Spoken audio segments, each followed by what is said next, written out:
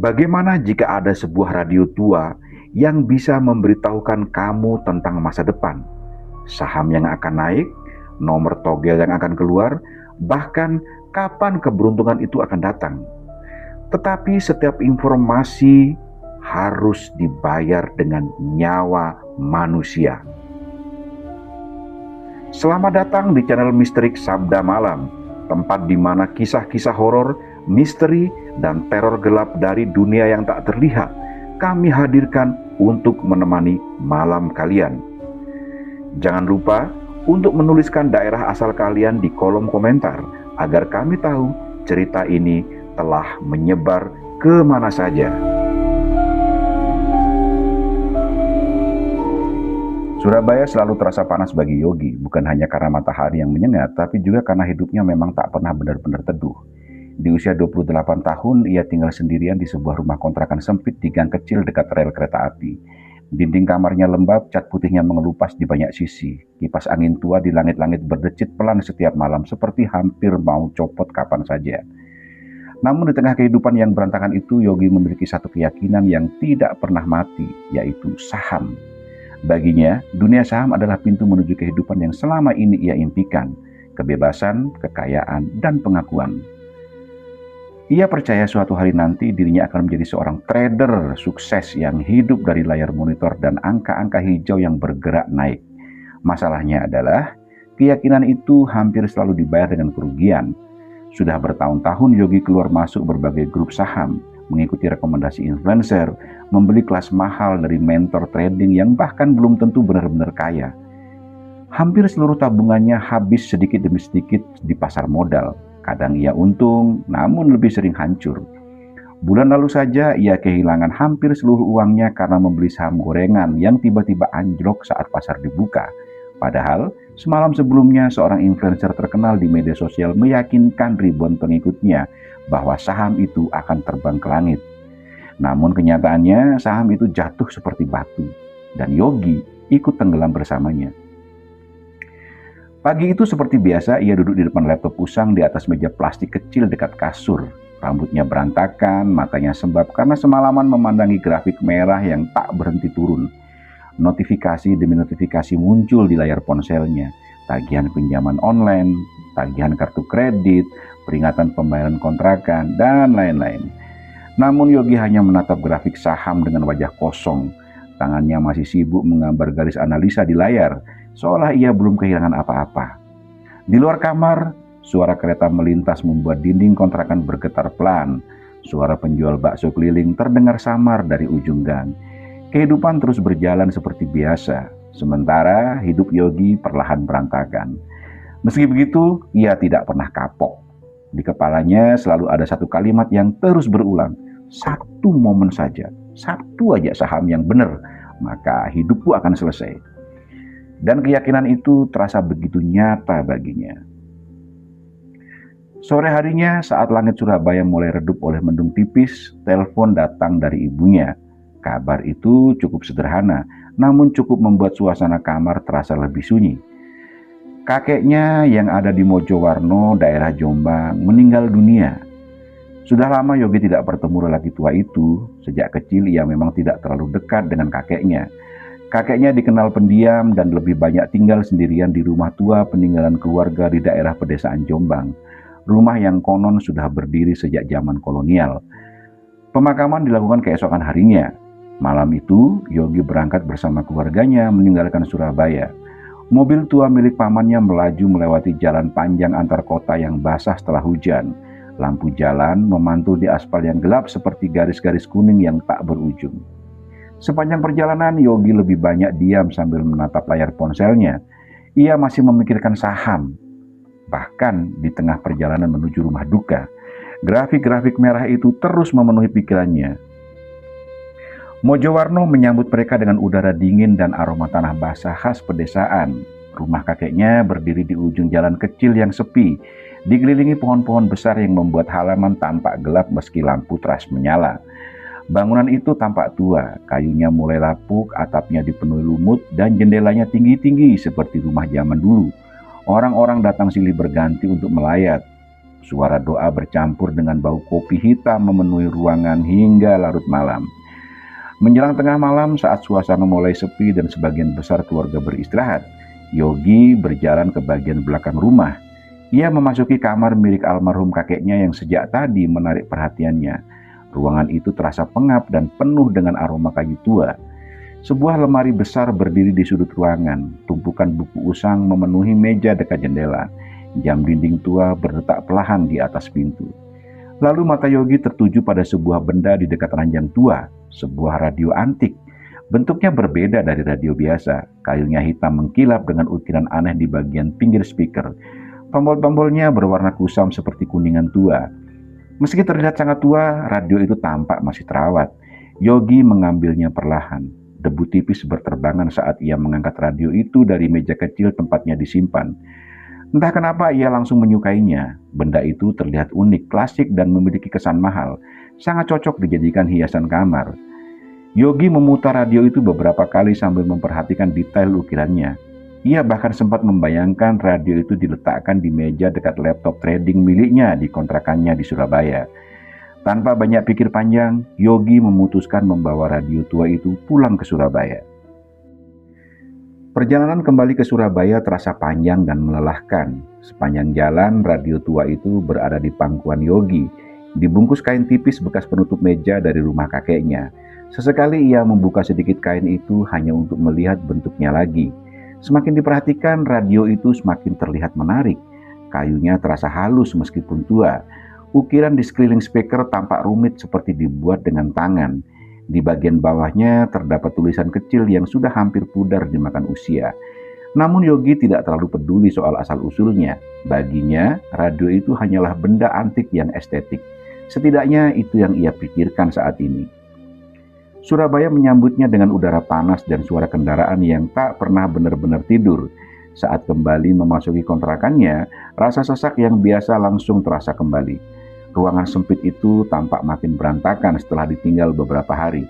Gelas kopi kosong yang menumpuk di meja, bungkusan mie instan berserakan dekat tempat sampah, dan layar laptop di meja tradingnya masih menampilkan grafik saham warna merah dari hari terakhir sebelum ia berangkat. Yogi menghela napas panjang. Hidupnya terasa seperti grafik itu, naik sebentar lalu jatuh lebih dalam. Ia meletakkan radio tua itu di meja dekat laptop, tempat di samping monitor kecil yang biasa ia gunakan untuk memantau pergerakan pasar saham setiap hari. Dan anehnya, radio itu terlihat sangat cocok berada di sana, membuat sudut kamar kumuh itu terasa sedikit lebih berkelas. Malam berlalu seperti biasa. Yogi kembali tenggelam dalam dunia tradingnya hingga larut malam. Ia masih menonton video analisa saham dan membaca forum investasi di ponselnya. Sesekali ia mencatat kode saham yang dianggap menarik untuk dibeli saat pasar buka nanti pagi. Namun pikirannya sedang kacau. Tabungannya hampir habis. Pinjaman online mulai menumpuk dan beberapa hari lagi pemilik kontrakan pasti akan menagih uang sewa. Sekitar pukul 11 malam, hujan mulai turun di luar ruangan. Rintik air terdengar mengenai atap seng kontrakan secara perlahan, lalu semakin deras seiring malam yang makin larut. Lampu kamar Yogi menjadi satu-satunya cahaya yang masih menyala di gang sempit itu. Yogi akhirnya tertidur di kursi depan laptop.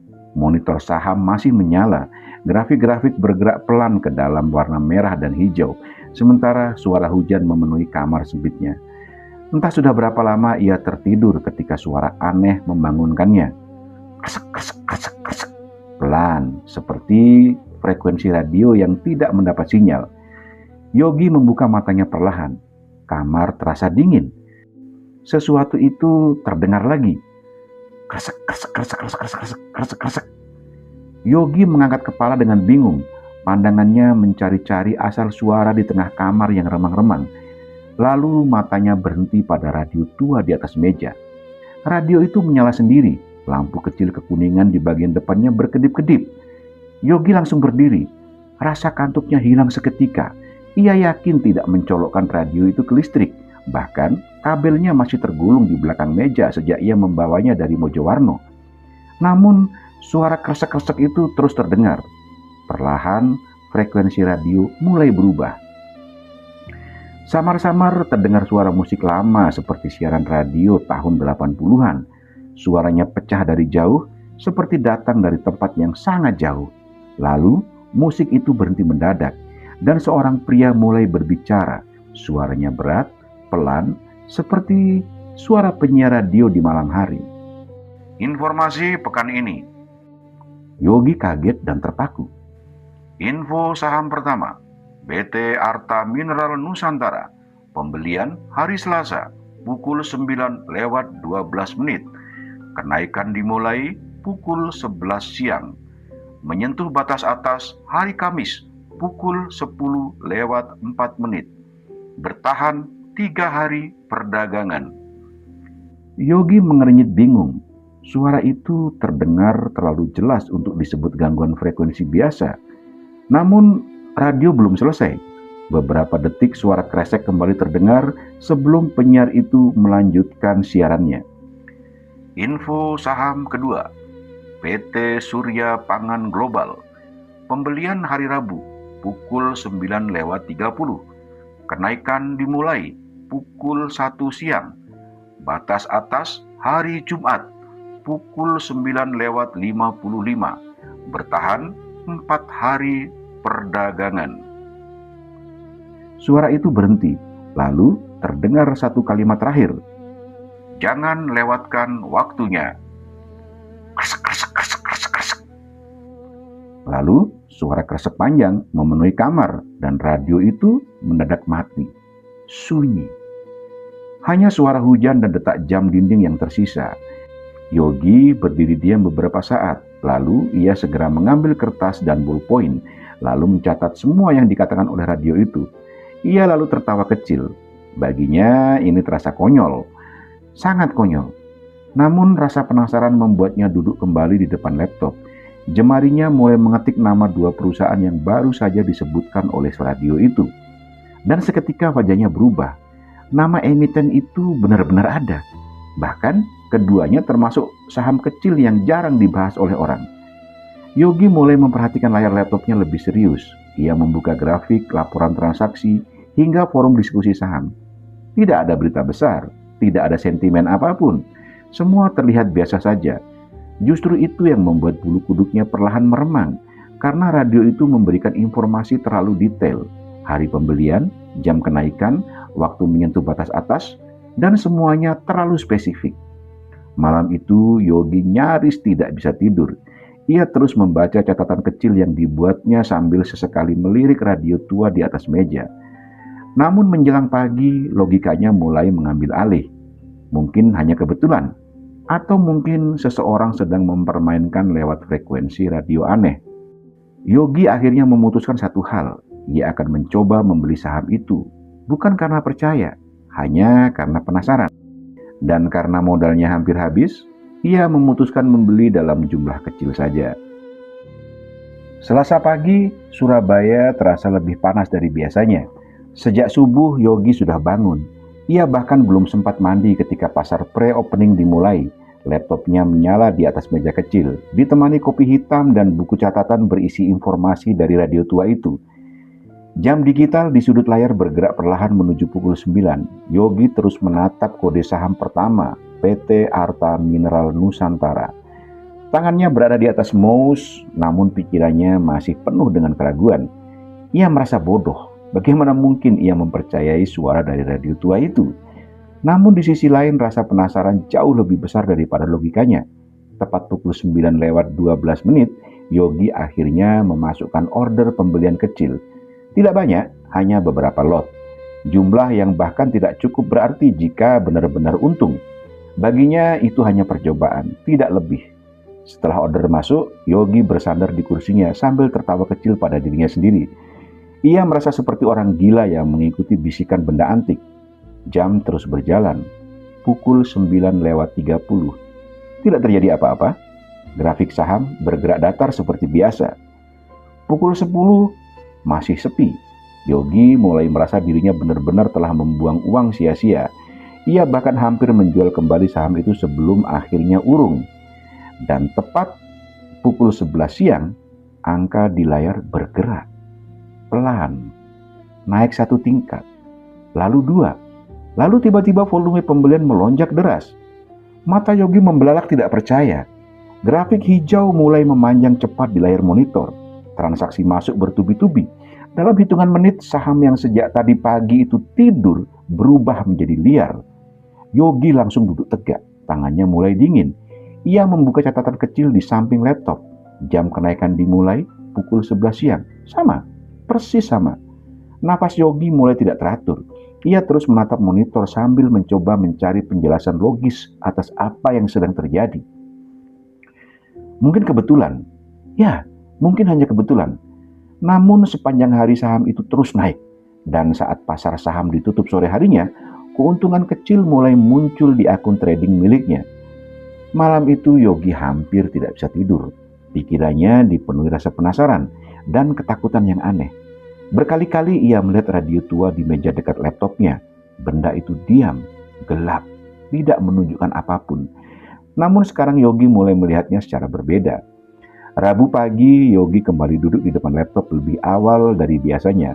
Kali ini ia menunggu saham kedua, PT Surya Pangan Global. Tangannya tidak terlalu ragu seperti kemarin. Tepat pukul 9:30 ia membeli saham itu menggunakan semua sisa uang yang ada, all in. Dan seperti hari sebelumnya, semua terjadi tepat sesuai informasi radio. Pukul 1 siang saham mulai bergerak naik. Volume transaksi mendadak melonjak. Trader-trader di forum mulai panik membicarakannya. Beberapa influencer saham bahkan baru mulai merekomendasikan saat harga sudah terbang tinggi. Sementara Yogi sudah masuk lebih dulu. Wajahnya perlahan pucat. Ia mulai membuka kembali catatan dari radio berkali-kali hanya untuk memastikan bahwa dirinya tidak salah baca. Hari, jam, pergerakan harga, semuanya tepat. Tidak meleset sedikit pun. Kamis pagi, saham pertama benar-benar menyentuh batas atas tepat pukul 10:04 seperti yang disebutkan radio. Dan keesokan harinya masih menyentuh batas atas lagi. Yogi hanya bisa menatap layar laptop dengan jantung berdegup keras. Keuntungan di akun tradingnya meningkat cepat dalam beberapa hari saja. Dan di saham kedua yang dia beli dengan menggunakan semua modalnya benar-benar meledak. Yogi merasa seperti sedang melihat sesuatu yang mustahil terjadi tepat di depan matanya. Malam minggu ia duduk sendirian di kamar kontrakannya sambil menatap radio tua itu dalam diam. Hujan turun pelan di luar, lampu kamar redup kekuningan. Sementara layar laptop memantulkan angka keuntungan yang terus bertambah. Untuk pertama kalinya sejak bertahun-tahun bermain saham, Yogi merasakan satu hal yang belum pernah ia rasakan sebelumnya. Bukan percaya diri, bukan keberuntungan, melainkan kendali. Minggu demi minggu berlalu, dan setiap malam Senin, radio tua itu selalu berbunyi tepat waktu, pukul 11:45 malam. Tidak pernah lebih cepat, tidak juga pernah terlambat. Yogi mulai terbiasa dengan ritual itu. Menjelang tengah malam, ia selalu duduk sendirian di depan radio sambil membawa buku catatan dan laptop tradingnya. Lampu kamar diredupkan, kopi hitam disiapkan, dan ponsel dimatikan.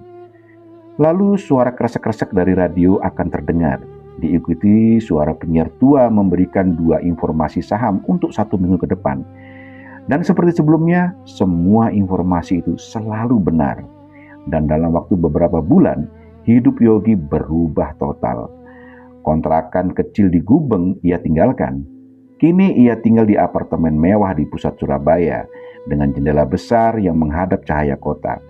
Meja tradingnya dipenuhi monitor mahal. Mobil sport hitam terparkir di basement apartemen. Saldo rekeningnya bertambah begitu cepat hingga ia sendiri kadang sulit untuk mempercayainya. Ia membeli rumah untuk ibunya, melunasi seluruh hutang keluarga, dan mulai dikenal luas di dunia saham.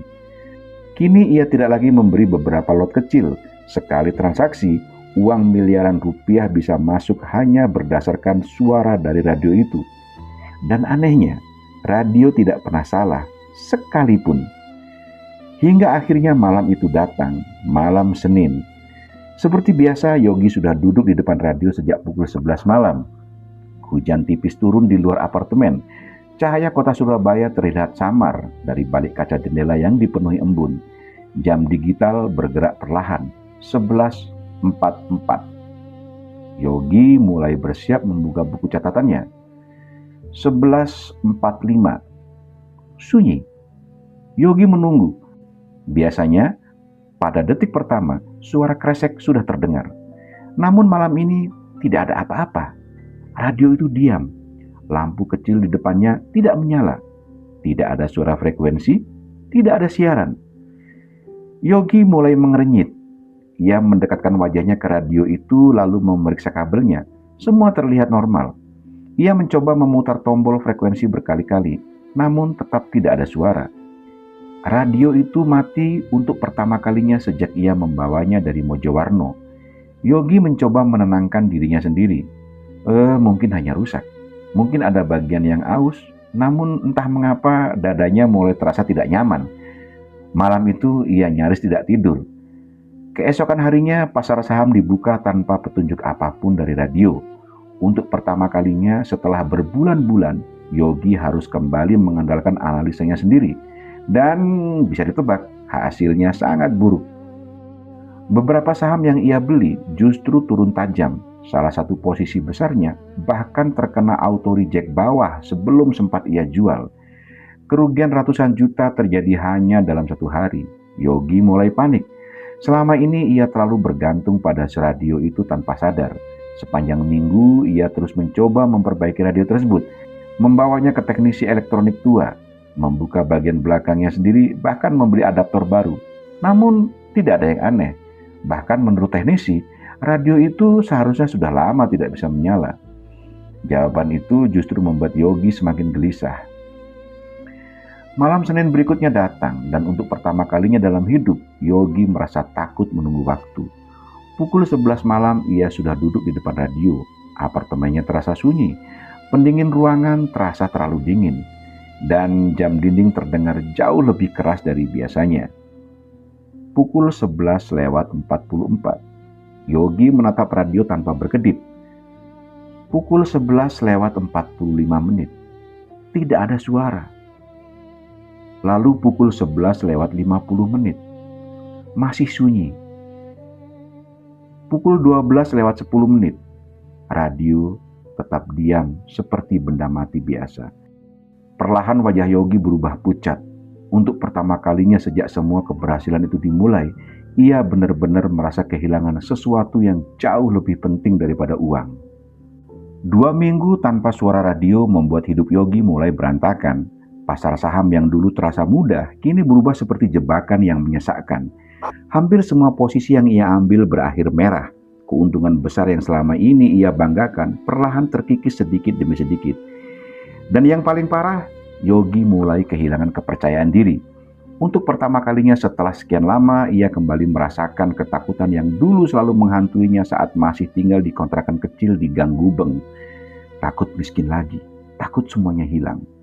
Setiap malam ia terus mencoba menyalakan radio tua itu, kadang sampai menjelang subuh. Namun benda itu tetap diam seperti kayu tua yang tak bernyawa. Hingga akhirnya satu pikiran terus muncul di kepala Yogi, Mojowarno. Ia yakin jawaban tentang radio itu pasti ada di rumah kakeknya. Pagi itu Yogi langsung berangkat menuju Jombang seorang diri. Langit tampak mendung sepanjang perjalanan. Jalanan antar kota terlihat basah sisa hujan malam sebelumnya. Semakin dekat ke Mojowarno, perasaan tidak nyaman di dadanya semakin terasa. Sudah lama ia tidak datang ke rumah itu sejak pemakaman.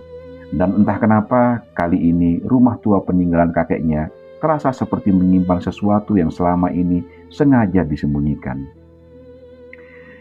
Menjelang sore, mobil Yogi akhirnya memasuki jalan kecil menuju rumah tua keluarga mereka.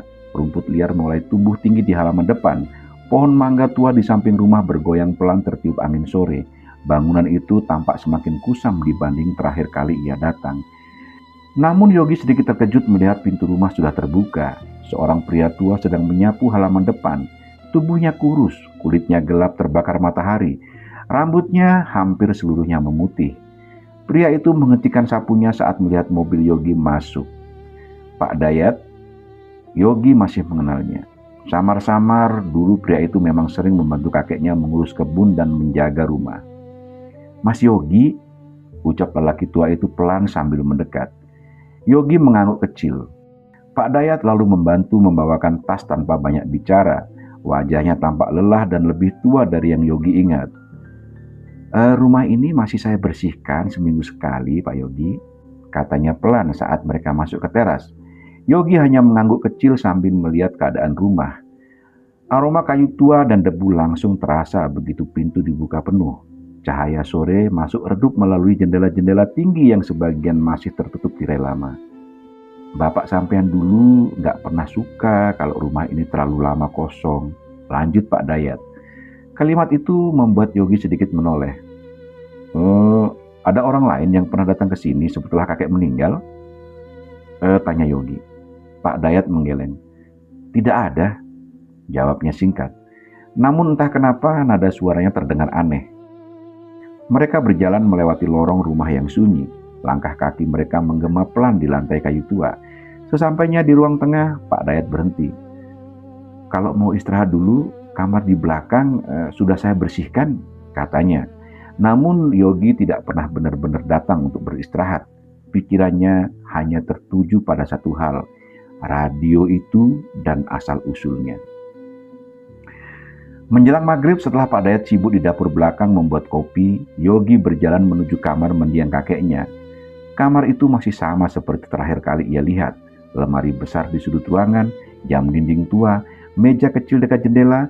Hanya saja, kini ruangan terasa lebih sunyi dan lebih dingin. Yogi berdiri beberapa saat sambil memperhatikan setiap sudut kamar, hingga akhirnya matanya tertuju pada meja kecil tempat radio tua itu dulu berada. Ada bekas lingkaran debu di atas meja, bekas tempat radio disimpan selama bertahun-tahun. Entah kenapa melihat bekas itu membuat tengkuk Yogi meremang pelan. Ia mulai membuka laci-laci meja satu persatu. Sebagian besar hanya berisi buku tua, kertas usang, dan alat tulis lama. Namun saat membuka laci paling bawah, Yogi menyadari sesuatu. Bagian dasar laci terdengar kosong saat diketuk. Dahinya mengernyit. Ia meraba bagian bawah laci perlahan hingga menemukan sebuah celah kecil tersembunyi di balik kayu.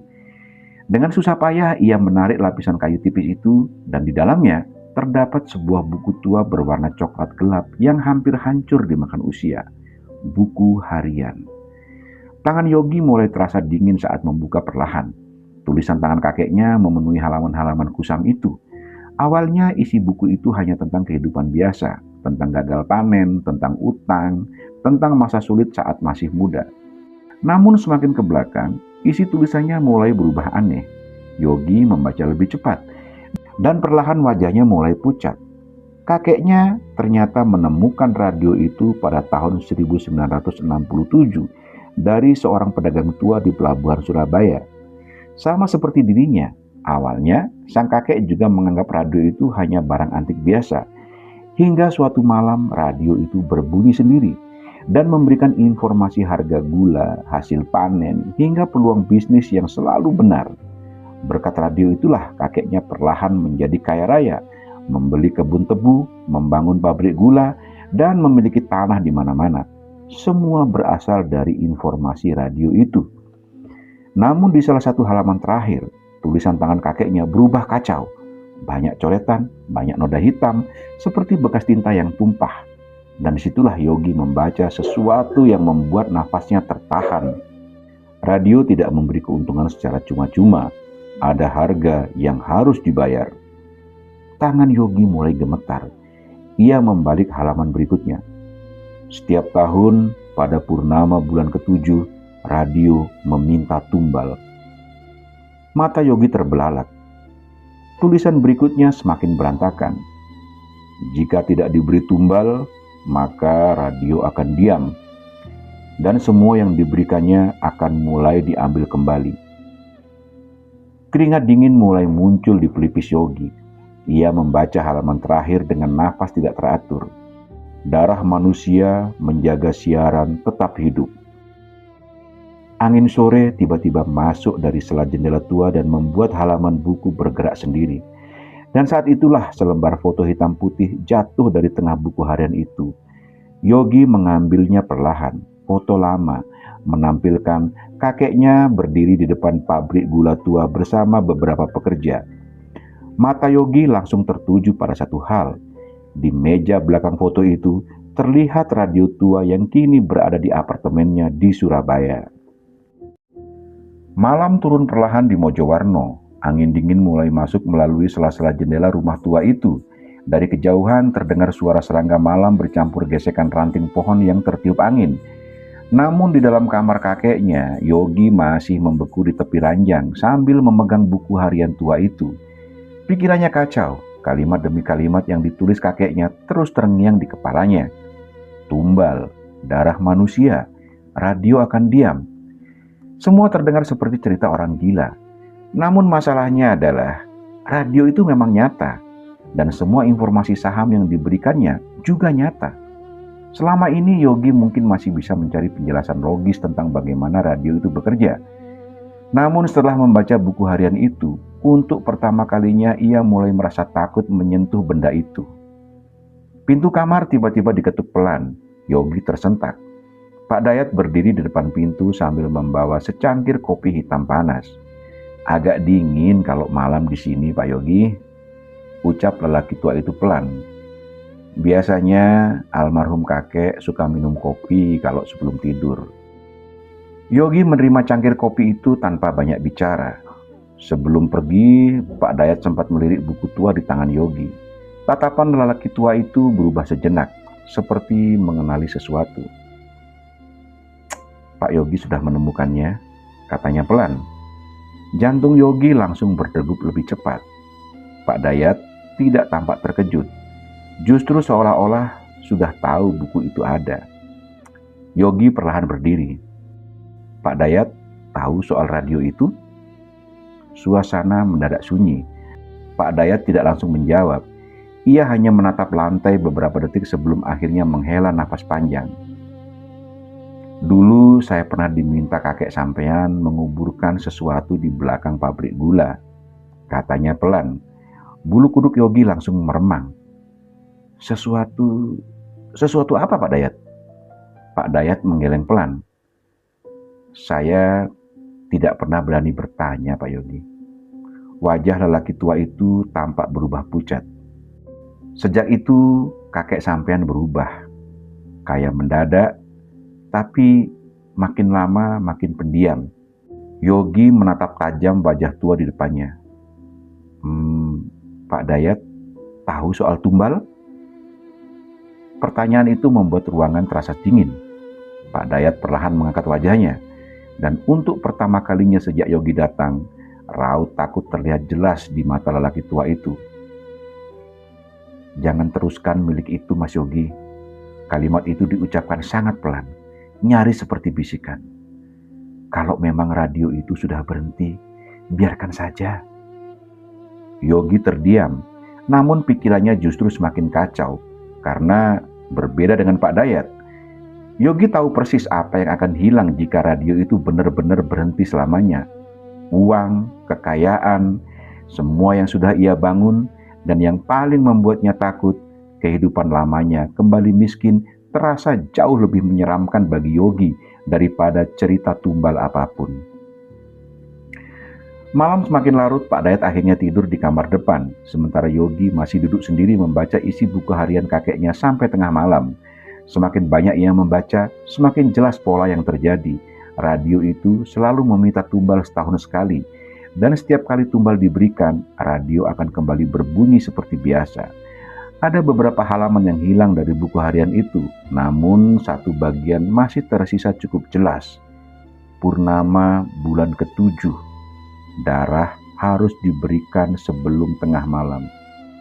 Jika terlambat, siaran akan berhenti. Yogi perlahan menutup buku itu. Dadanya terasa sesak. Di luar rumah, langit malam tampak terang oleh cahaya bulan purnama yang muncul di balik awan tipis. Dan saat itulah suara aneh terdengar dari luar kamar. Kresek, kresek, kresek. Pelan, seperti suara frekuensi radio. Tubuh Yogi langsung menegang. Ia menoleh cepat ke arah meja kosong tempat radio dulu berada. Tidak ada apa-apa di sana.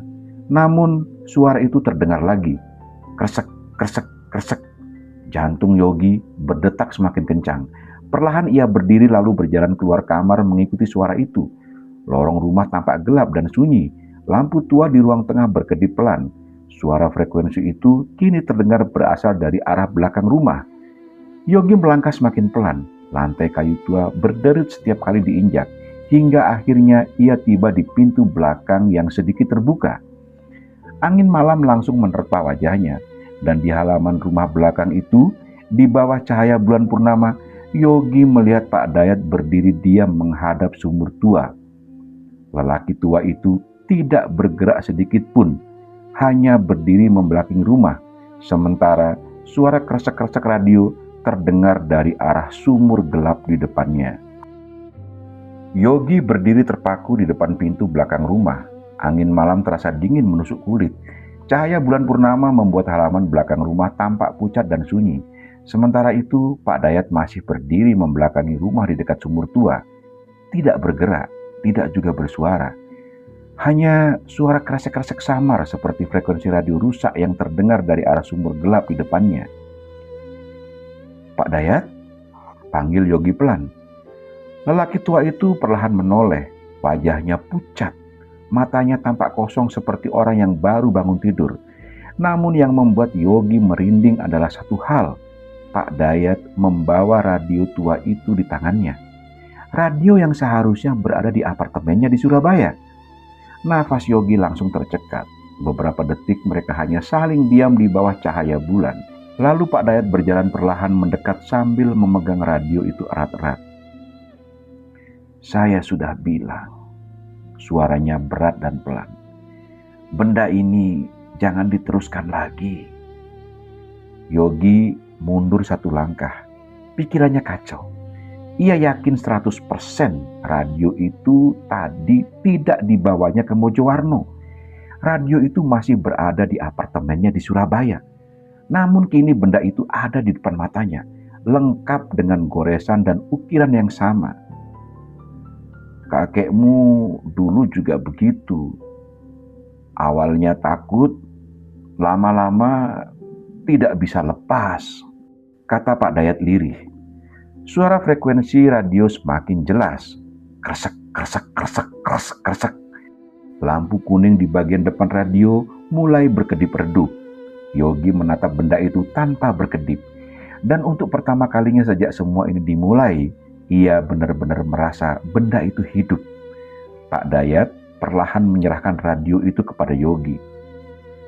"Kalau sudah memilih jalan ini, biasanya tidak ada jalan kembali," katanya pelan. Kalimat itu terus terngiang di kepala Yogi, bahkan setelah malam itu berlalu.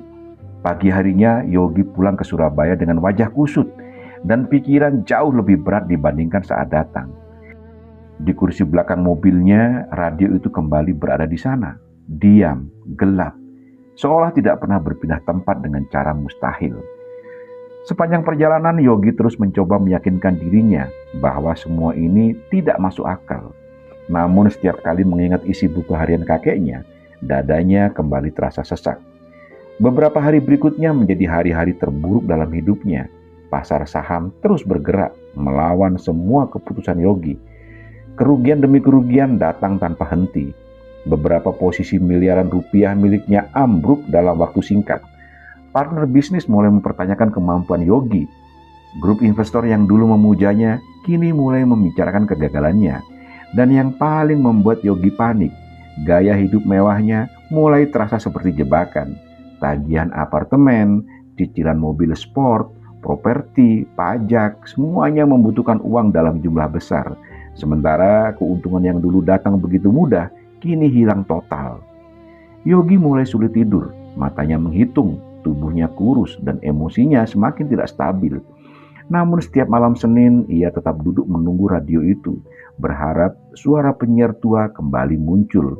Tapi tidak pernah ada apa-apa.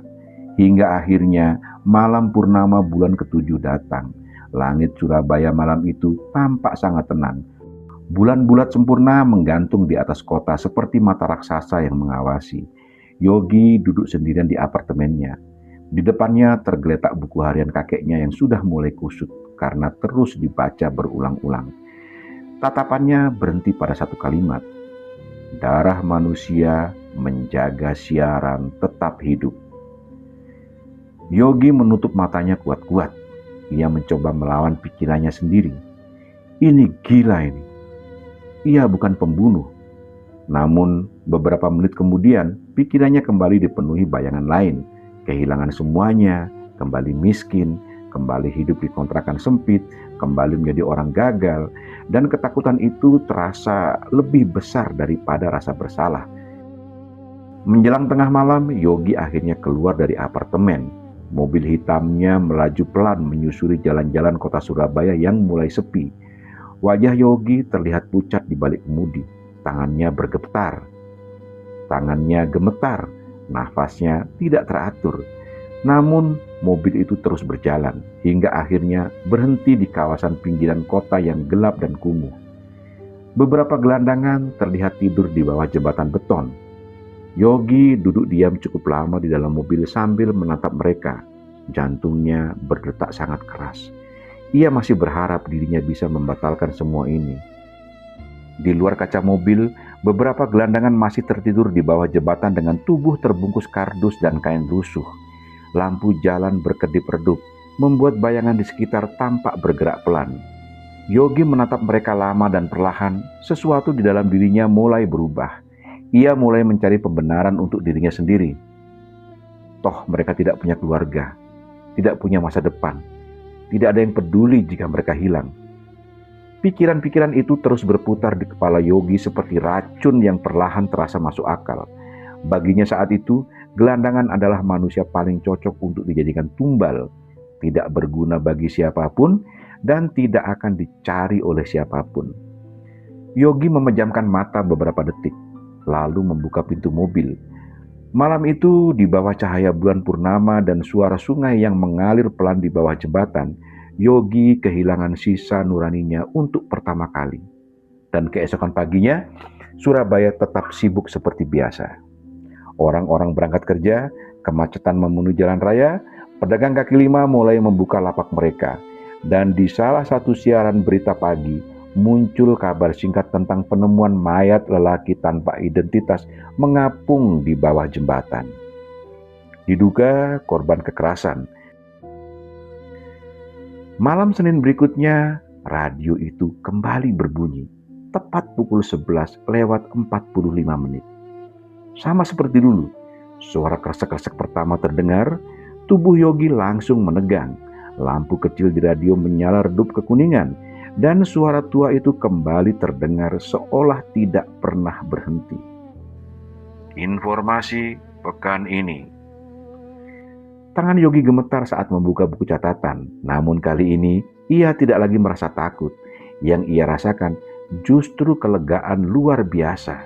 Radio itu kembali aktif, dan seperti sebelumnya, 2 informasi saham diberikan lengkap dengan waktu pembelian, jam kenaikan, hingga hari saham menyentuh batas atas.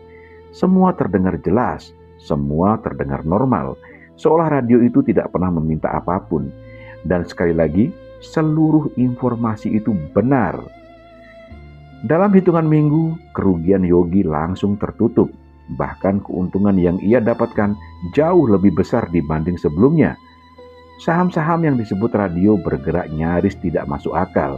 Beberapa menyentuh auto reject atas selama berhari-hari berturut-turut. Uang kembali mengalir deras, dan kali ini bahkan lebih besar dari sebelumnya. Dalam waktu singkat, Yogi berubah menjadi salah satu trader paling terkenal di Surabaya. Ia kembali membeli rumah mewah di kawasan elit, mengganti mobil sportnya dengan kendaraan impor yang jauh lebih mahal, mulai berinvestasi di berbagai perusahaan dan properti. Nama Yogi semakin terkenal di dunia saham Indonesia. Ia diundang menjadi pembicara seminar, masuk podcast finansial terkenal, bahkan beberapa media mulai menjulukinya sebagai anak ajaib pasar modal. Potongan video dirinya memberi analisa saham viral di media sosial. Orang-orang menganggap Yogi jenius, padahal setiap malam Senin ia hanya duduk sendirian di depan radio tua. Dan semakin lama, Yogi mulai terbiasa dengan semua itu. Rasa bersalah yang dulu menghantuinya perlahan memudar. Ia mulai meyakinkan dirinya sendiri bahwa semua itu memang harus dilakukan. Dan setiap kali berita orang hilang muncul di televisi, Yogi selalu mematikan layar sebelum selesai mendengar laporannya. Tahun demi tahun berlalu, dan setiap purnama bulan ketujuh selalu ada seseorang yang menghilang, kadang gelandangan, kadang pengemis, kadang orang terlantar yang tidak akan dicari oleh siapapun. Sementara itu, kekayaan Yogi tumbuh seperti monster. Bisnisnya merambah kemana-mana. Ia mulai memiliki relasi pejabat, investor besar, hingga artis terkenal. Di depan publik, Yogi terlihat seperti simbol kesuksesan modern, rapi, cerdas, dan berwibawa.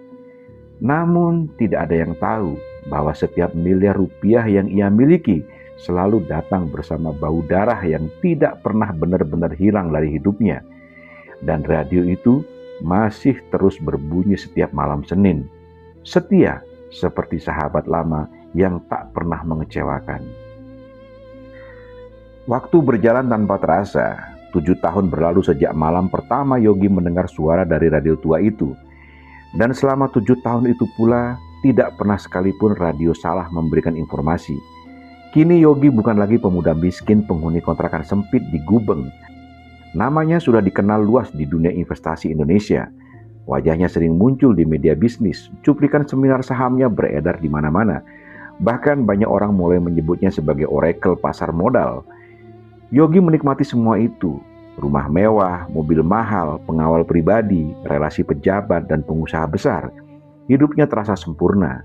Namun jauh di balik semua kemewahan itu, ada 7 nyawa yang sudah hilang. Dan setiap kali purnama bulan ke-7 datang, Yogi selalu berubah menjadi seseorang yang berbeda, diam, dingin, dan menghilang semalaman. Kasus orang hilang sebenarnya sempat muncul beberapa kali di media lokal Surabaya, namun karena sebagian besar korban adalah gelandangan dan orang terlantar, kasus-kasus itu cepat dilupakan. Tidak ada keluarga yang merapor, tidak ada tekanan media, tidak ada yang benar-benar peduli. Hingga pada tahun ke-7, sebuah mayat kembali ditemukan mengapung di sungai bawah jembatan kota.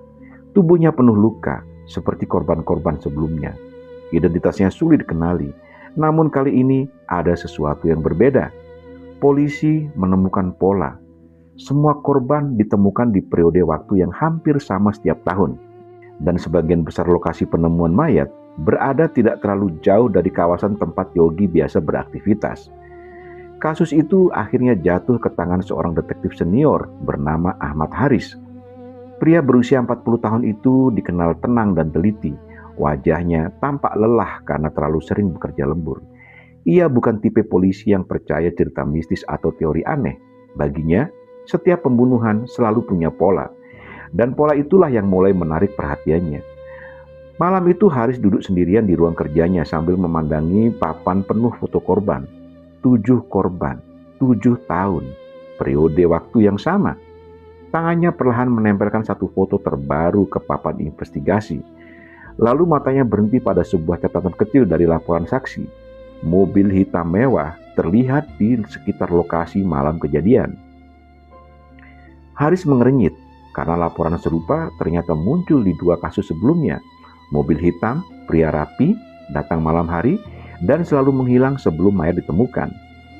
Sejak malam itu penyelidikan diam-diam dimulai, sementara di rumah mewahnya Yogi mulai mengalami sesuatu yang aneh. Awalnya hanya mimpi buruk, ia mulai melihat wajah-wajah para korban dalam tidurnya, berdiri diam di sudut kamar sambil tubuh mereka basah dan penuh lumpur sungai. Kadang mereka hanya menatap, kadang tersenyum, kadang berbisik pelan memanggil namanya. Yogi mulai sulit tidur. Ia memperbesar dosis obat tidur, meminum alkohol lebih banyak, bahkan memasang musik keras setiap malam agar pikirannya tidak terlalu sunyi. Namun semua itu tidak membantu, karena gangguan itu kini mulai muncul saat ia terbangun. Beberapa kali Yogi merasa melihat bayangan seorang berdiri di depan rumahnya tengah malam. Saat diperiksa, ternyata tidak ada siapa-siapa.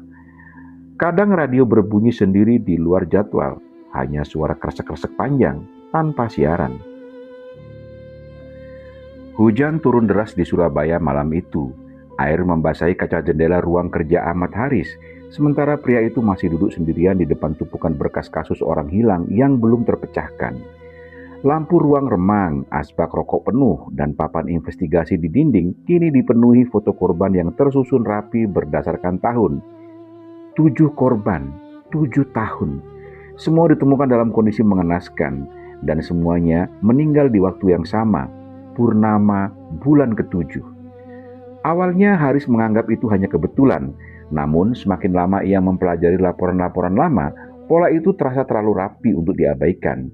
Korban pertama ditemukan 7 tahun lalu, korban kedua setahun kemudian, lalu terus berulang tanpa pernah meleset, selalu saat purnama bulan ke-7.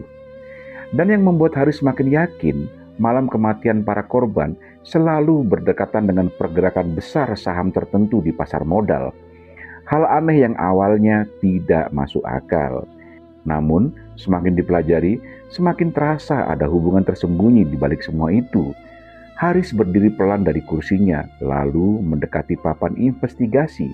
Tangannya mengambil spidol hitam dan menulis satu nama besar di bagian tengah, Yogi Pratama. Nama itu sebenarnya belum cukup kuat untuk dijadikan tersangka, namun insting Haris terus mengarah ke sana.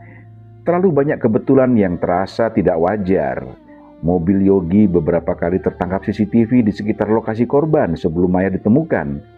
Dan setiap kali kasus pembunuhan itu terjadi, kekayaan Yogi selalu melonjak drastis beberapa minggu setelahnya. Setelah kematian seseorang, selalu diikuti keberuntungan besar bagi pria itu. Haris mulai mendalami kehidupan Yogi lebih jauh. Ia mempelajari podcast, seminar, rekaman wawancara, hingga histori transaksi bisnisnya. Semakin dipelajari, semakin Haris merasa ada sesuatu yang tidak normal. Yogi terlalu sempurna, terlalu tepat dalam membaca pasar saham, seolah pria itu mengetahui masa depan sebelum orang lain melihatnya. Malam semakin larut saat Haris membuka satu berkas lama yang baru dikirim dari Jombang, berkas tentang keluarga Yogi. Awalnya tidak ada yang menarik, hingga matanya berhenti pada nama kakek Yogi. Haris membaca lebih pelan. Puluhan tahun yang lalu, kakek Yogi ternyata pernah diperiksa polisi terkait hilangnya beberapa buruh pabrik gula miliknya di daerah Jombang. Dan lagi-lagi, semua kasus itu terjadi saat purnama bulan ke-7. Dahi Haris langsung mengernyit. Ia membaca ulang laporan tua itu beberapa kali. Tangannya perlahan membuka kalender digital di laptop, lalu mulai mencocokkan tanggal-tanggal kematian. Dan saat itulah untuk pertama kalinya Ahmad Haris merasa dirinya sedang melihat sesuatu yang lebih tua dan lebih gelap dari sekedar pembunuhan biasa, sebuah pola yang diwariskan. Sementara itu, di rumah mewahnya, Yogi mulai kehilangan ketenangan sedikit demi sedikit. Ia kini hidup seperti orang yang terus diawasi. Tirai rumah selalu tertutup, CCTV dipasang di setiap sudut, pengawal pribadi ditambah. Namun rasa takut itu tetap ada, karena ancaman terbesar Yogi bukan berasal dari manusia, melainkan dari radio tua di ruang kerjanya.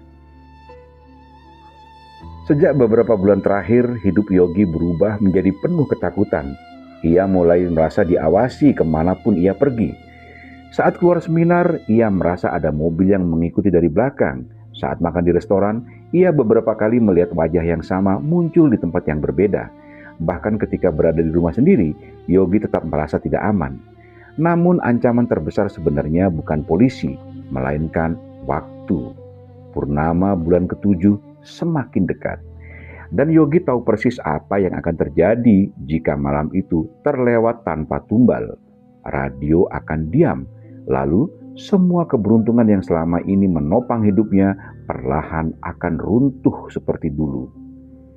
Malam itu Yogi duduk sendirian di ruang kerjanya sambil menatap radio tua itu di atas meja.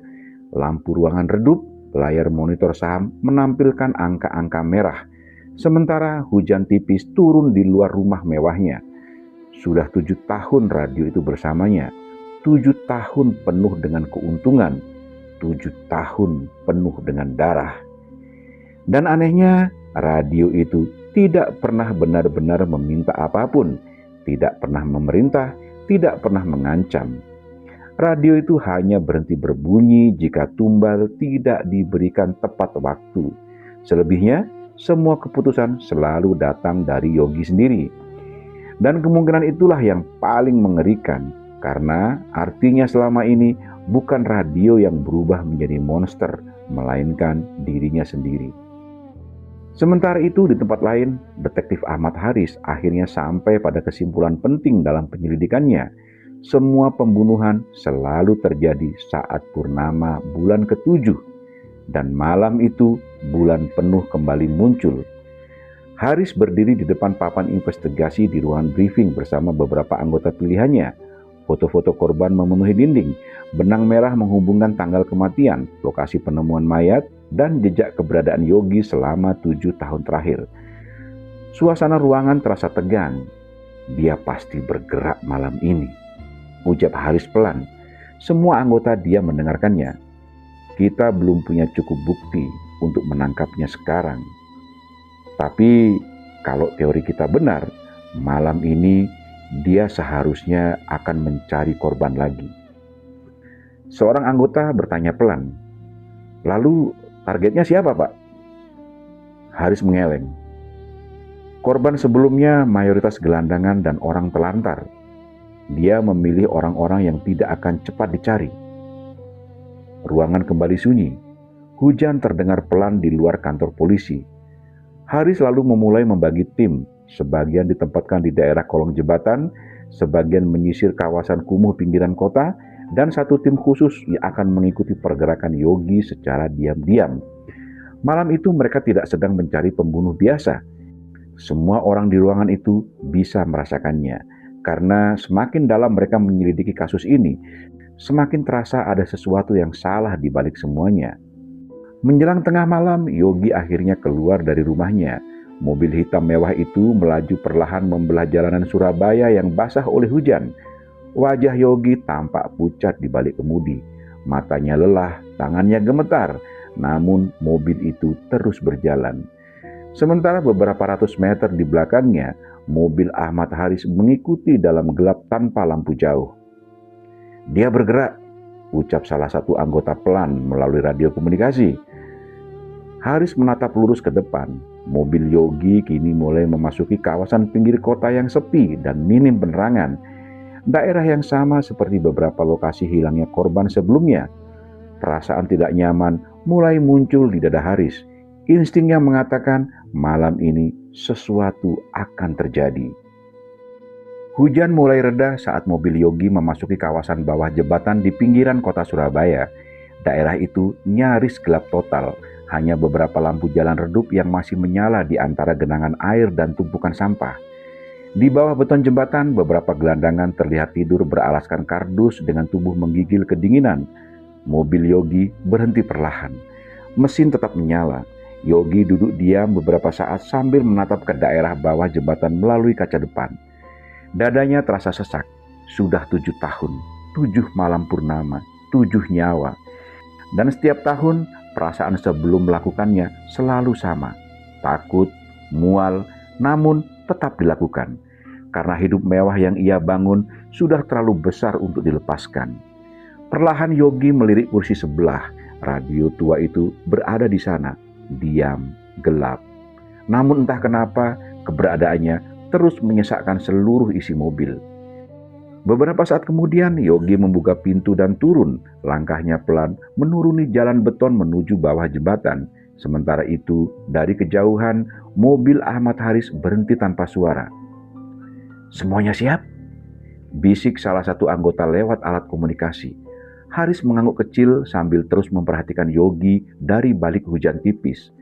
Malam terasa sangat sunyi, terlalu sunyi.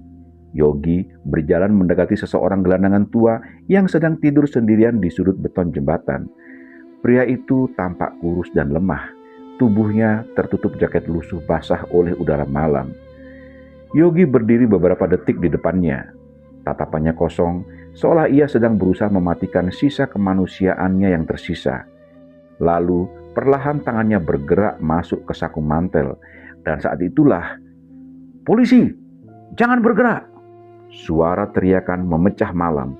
Senter-senter langsung menyala dari berbagai arah. Yogi tersentak kaget. Detektif Ahmad Haris bersama beberapa anggota muncul cepat dari balik kendaraan dan tiang beton jembatan. Wajah Yogi langsung pucat. Untuk sesaat tak ada yang bergerak. Hanya suara air sungai dan nafas berat yang terdengar di bawah jembatan gelap itu. "Sudah selesai, Yogi," ucap Haris tegas sambil mengarahkan pistolnya.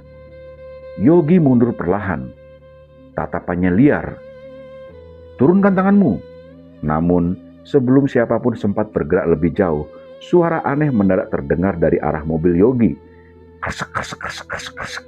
Semua orang menoleh bersamaan. Radio tua di kursi depan mobil menyala sendiri.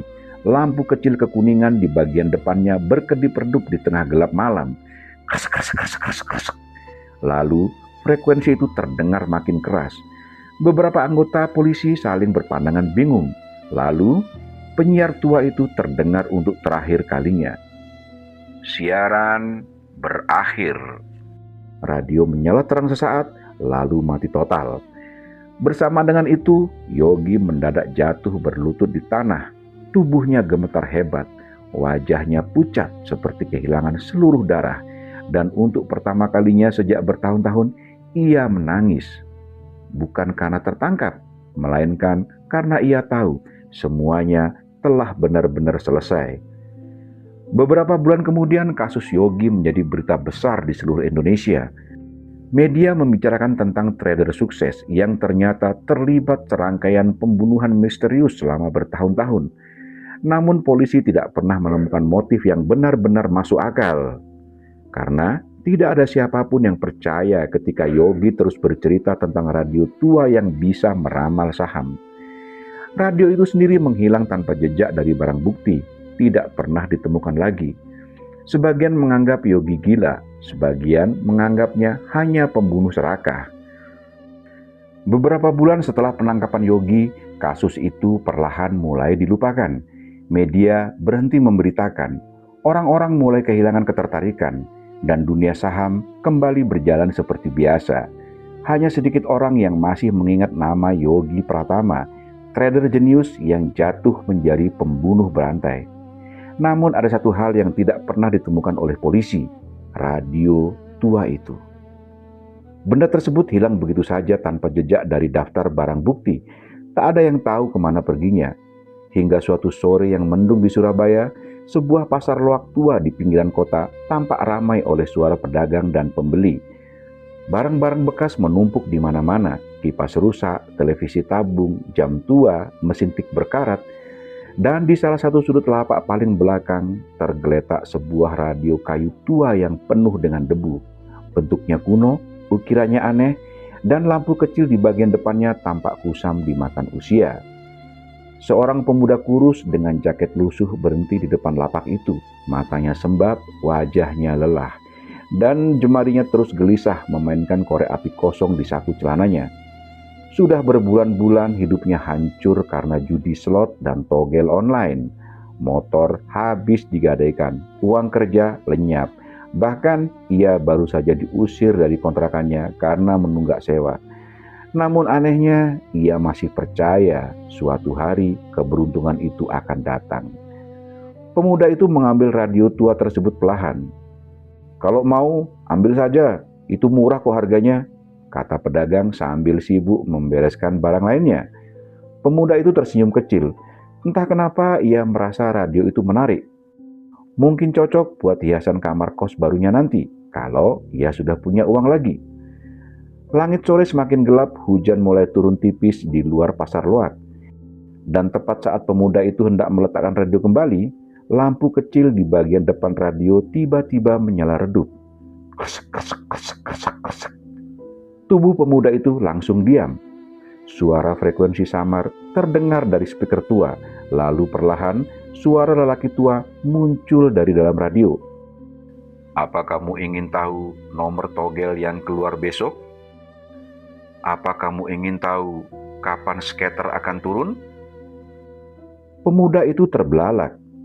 Lampu radio berkedip sekali, dan senyum kecil perlahan muncul di wajah pemuda berpakaian lusuh itu.